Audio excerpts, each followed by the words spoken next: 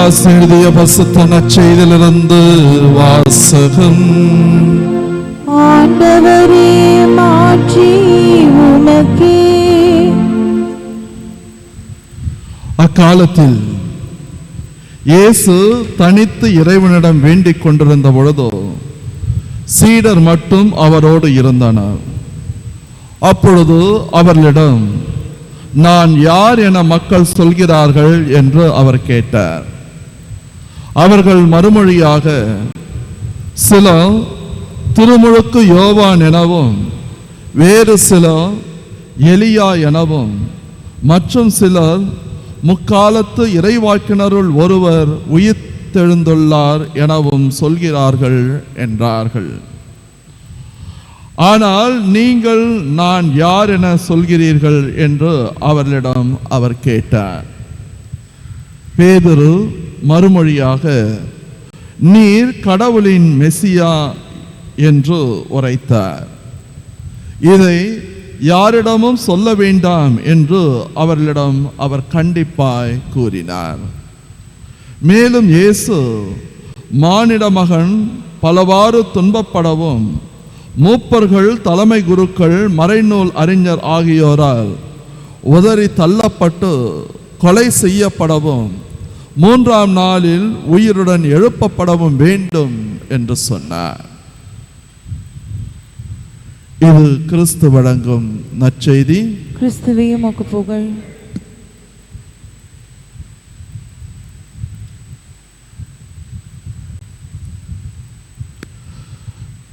இயேசுவில் அன்பார்ந்த சகோதர சகோதரிகளே, லண்டன் மாநகரிலே செல்ஃபேரேஜ் என்கின்ற ஒரு பெரிய சூப்பர் மார்க்கெட் இருக்கின்றது.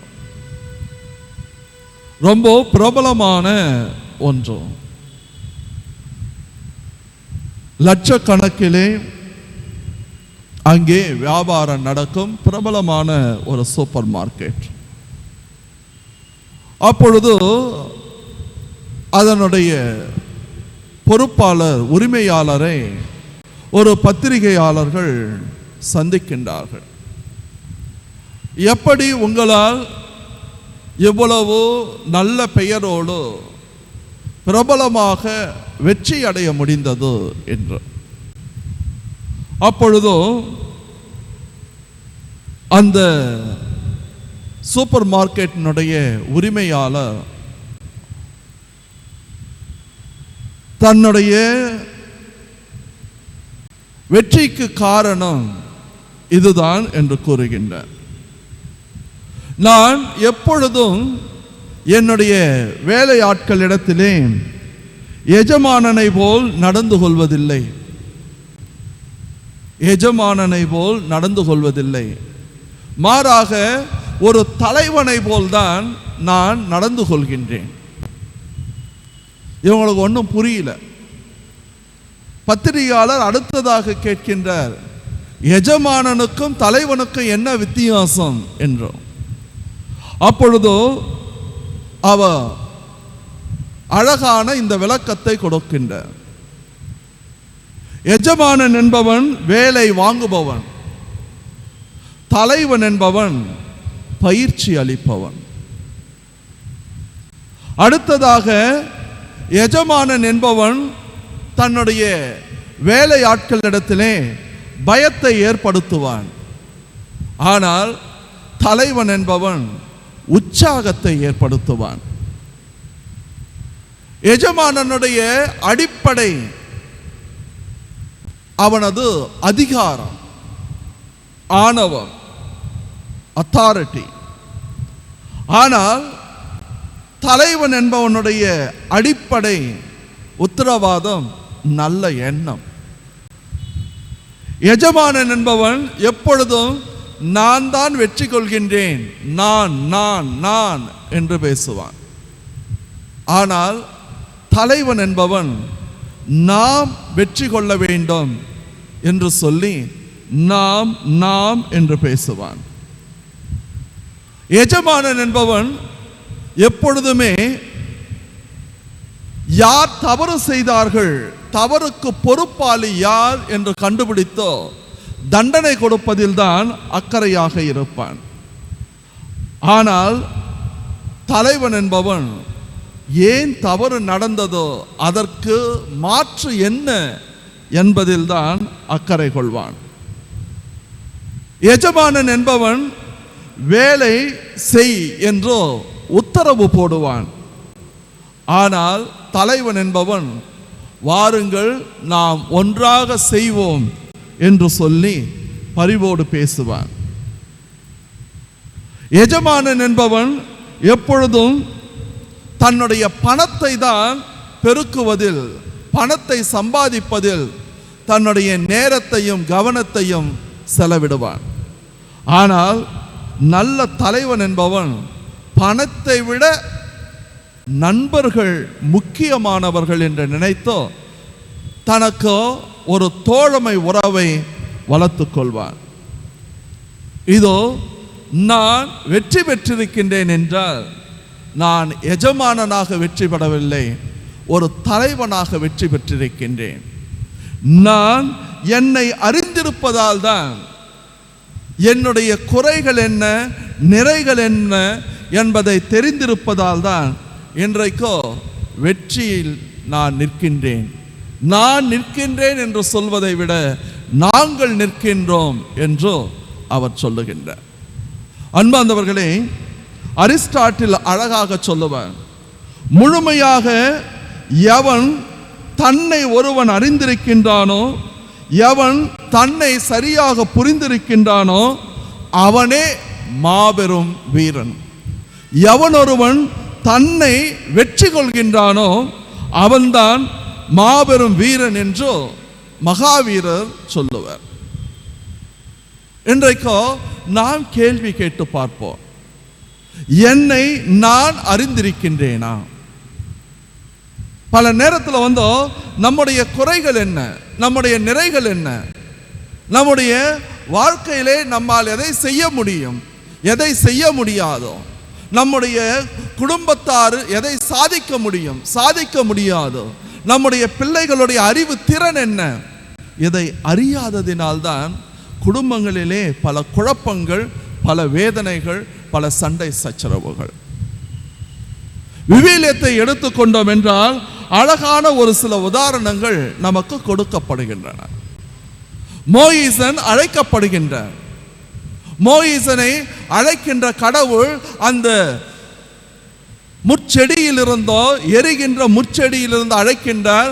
அழைத்து சொல்லுகின்றார், இதோ நான் உன்னை அனுப்புகிறேன், நீ பார்வோனுக்கு எதிராக நின்று என்னுடைய மக்களை அழைத்து கொண்டு வர வேண்டும் என்று கூறுகின்ற பொழுதோ மோயிசன் அழகாக சொல்லுவார், நான் திக்குவாயன், என்னால 4 வார்த்தைகளை பேச முடியாது, என்ன போயிட்டு ஒரு மாபெரும் அரசனுக்கு முன்னால் நின்று பேச சொல்கின்றீரே என்றோ யாவே கடவுளை கேட்கின்றான். அவன் தன்னுடைய நிலையை அறிந்திருந்தான், தன்னுடைய வீக்னஸ் என்ன, தன்னால பேச முடியுமா என்பதை புரிந்து கொண்டோ யாவே கடவுளை பார்த்து சொல்லுகின்றார், நான் ஒரு திக்குவாயன், என்ன போய் அனுப்புறேன்னு சொல்றீங்களே. அப்பொழுதுதான் கடவுள் சொல்லுகின்றார், நீ பேச வேண்டியதில்லை, இதோ உனக்கு சார்பாக உனக்கு துணையாளனாக நான் ஆரோனை அனுப்புகின்றேன். எத்தனை பேருக்கு நம்முடைய குறைகளை ஏற்றுக்கொள்ளக்கூடிய தைரியம் இருக்கிறது? மோயிசன் ஏற்றுக்கொண்டார். இரண்டாவதாக பார்க்கின்ற பொழுதோ நீதிபதிகள் ஆகமத்திலே சாம்சன் தன்னுடைய பலத்தை அறியவில்லை. அவன் முதலிலே காமத்திலே தன்னுடைய வாழ்க்கையை இழந்து விடுகின்றான். ஆனால் கடைசி கட்டத்தில் தான் அவன் யாவே கடவுள் தனக்கு எதற்காக தன்னுடைய சக்தியை அளித்தார் என்பதை புரிந்து கொள்கின்ற பொழுதோ கடவுளிடத்தில் சென்று சரணடைகின்றான். அப்படி சரணடைகின்ற நீதிபதி சாம்சன் கடவுளை நோக்கி ஒரே முறை கேட்கின்றான், கடவுளே, எனக்கு என்னுடைய சக்தி திரும்ப வரட்டும். இதோ நான் பாவம் செய்தேன், என்னுடைய பாவ வாழ்க்கையை விட்டுவிட்டோ நான் உம்மை பற்றிக்கொள்ள ஆசைப்படுகின்றேன் என்று சொல்லுகின்ற பொழுதோ சாம்சன் அங்கே வெற்றி கொள்கின்றான். பல உதாரணங்கள் பழைய ஏற்பாட்டிலே நாம் எடுத்து சொல்லலாம். எரேமியாஸ் இறைவாக்கினர் அழைக்கப்படுகின்றார். அப்படி அழைக்கப்படுகின்ற பொழுதோ அந்த எரேமியாஸ் இறைவாக்கினர் சொல்லுகின்ற, நான் 10 வயசு குழந்தை, என்ன போய் கூப்பிடுறீங்களே, நான் என்ன செய்ய போறேன்? அதேபோல் இசையாஸ் இறைவாக்கினர் அழைக்கப்படுகின்ற பொழுது அவர் சொல்லுகின்ற, நான் போறதுக்கு ரெடி, ஆனால் என்னுடைய உதடுகள் அசுத்தமானவை. நம்மள எத்தனை பேர் நாம் அதை சொல்ல முடியும்? எரேமியாஸ் இறைவாக்கினர் அழைக்கப்பட்ட பொழுதோ கடவுளிடத்தில் சொல்லுகின்றார், நான் சின்ன பையன், என்ன போய் கூப்பிடுறீங்க அப்படின்னு சொல்லுகின்ற பொழுதோ கடவுள் சொல்லுகின்றார், நீ சின்ன பையன் சொல்லாத, உன்னுடைய தாயின் கருவில் நீ உருவாகும் முன்பே நான் உன்னை பெயர் சொல்லி அழைத்தேன். அதேபோல் இசையாஸ் இறைவாக்கினர், நான் அசுத்த உதடுகளை கொண்டவன் என்றோ யாவே நடத்தில் சொல்லுகின்ற பொழுதோ உன்னுடைய உதடுகளை நான் சுத்தம் செய்வேன் என்று சொல்லி நெருப்பினால் சுட்டிருக்கின்றேன். தன்னை அறிவதோ தன்னை புரிந்து கொள்வதோ என்பதோ ஒரு மாபெரும் அறிவு. ஆனால் நாம் அதை தெரிந்து கொள்வதில்லை.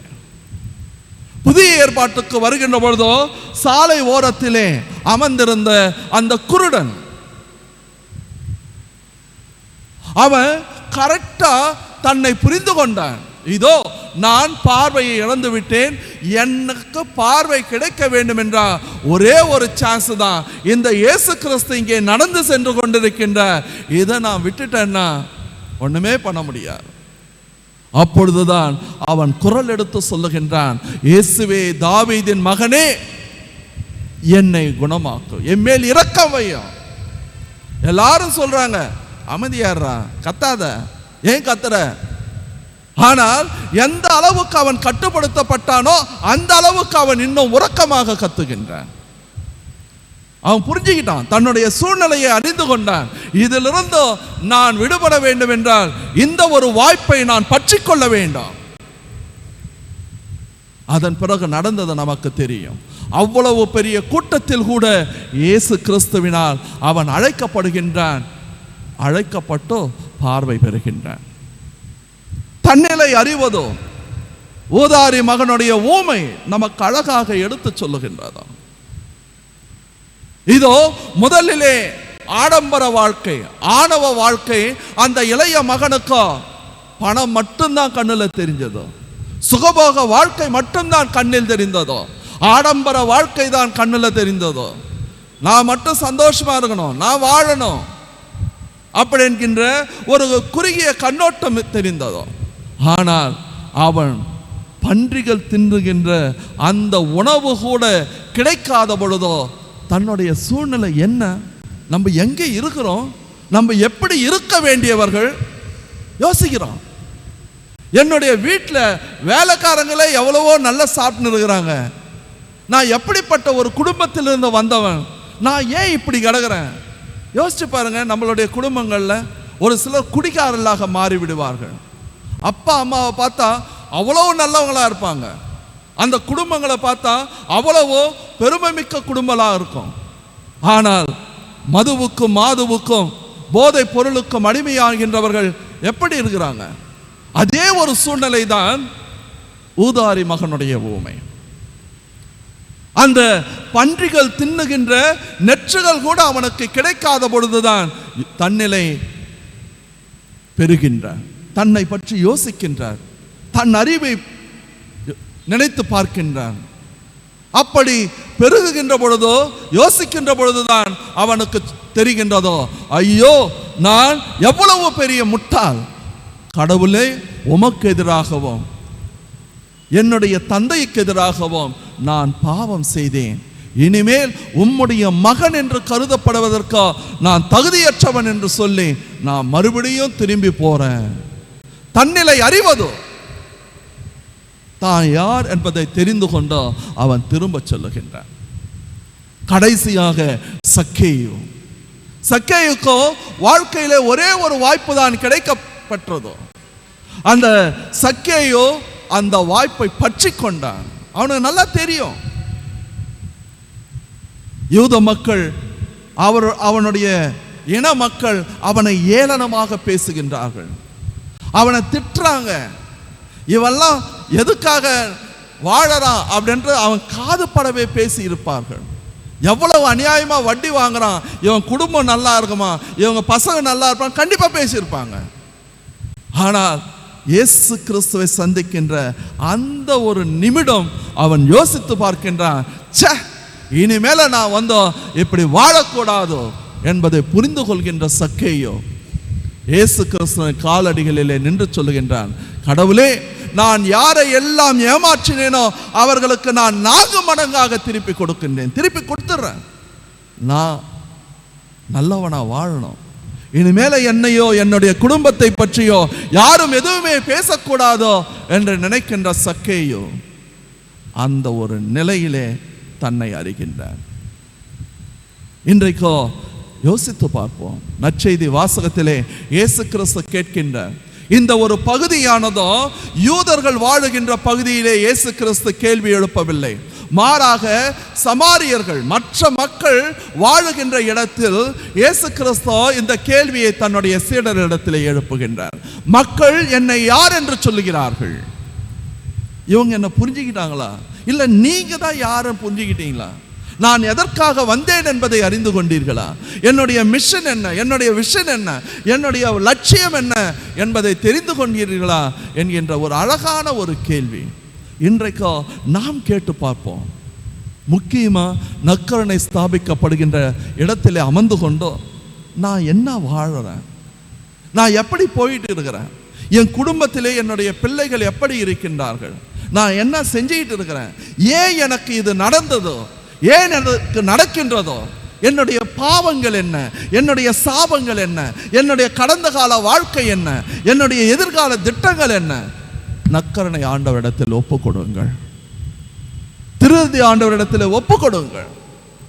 தன்னிலை அறிந்தால் போதும், கண்டிப்பாக நம்முடைய வாழ்க்கையிலும் நாம் வெற்றி அடைய முடியும். இன்றைய முதல் வாசகத்திலே அருமையாக நாம் வாசிக்க கேட்டோம், நான் படைகளின் ஆண்டவர் உன்னோடு வருகின்றேன், உன்னோடு செல்லுகின்றேன். ஆகையால் நம்முடைய கடவுள் நம்மோடு இருக்கின்றார், நான் தான் அதை உணர்வதில்லை. இன்றைக்கோ யோசித்து பார்ப்போம், ஆண்டவரே எனக்கு ஒரு தெளிவை தான், இதோ நான் என்னை அறிந்து கொள்ள வேண்டும், என்னுடைய குறைகள் நிறைகள், என்னுடைய வாழ்க்கையின் சூழ்நிலை, என்னுடைய குடும்பத்தின் சூழ்நிலை, என்னுடைய வாழ்க்கையிலே நான் எடுக்கின்ற முடிவுகள் சரியானவையா தவறானவையா, இவை அனைத்தையும் புரிந்து கொள்ளக்கூடிய ஆற்றலை எனக்கு தான் என்று சொல்லி ஜெபிப்போம். ஆண்டவர் நம்மோடு இருக்கின்றார், நம்மை கைவிட மாட்டார் என்பதை அறிந்து கொள்வோம். நாமும் சக்கேயுவை போல, ஊதாரி மகனை போல, மோயிசனை போல, சாம்சனை போல, இறைவாக்கினர்களை போல வெற்றி அடைய வேண்டும் என்றால் முதலில் அடுத்தவர்களை குறை சொல்வதை விட்டுவிட்டு நம்முடைய வாழ்க்கையை சீர்தூக்கி பார்ப்போம். தொடர்ந்து ஜெபிப்போம். ஆமென்.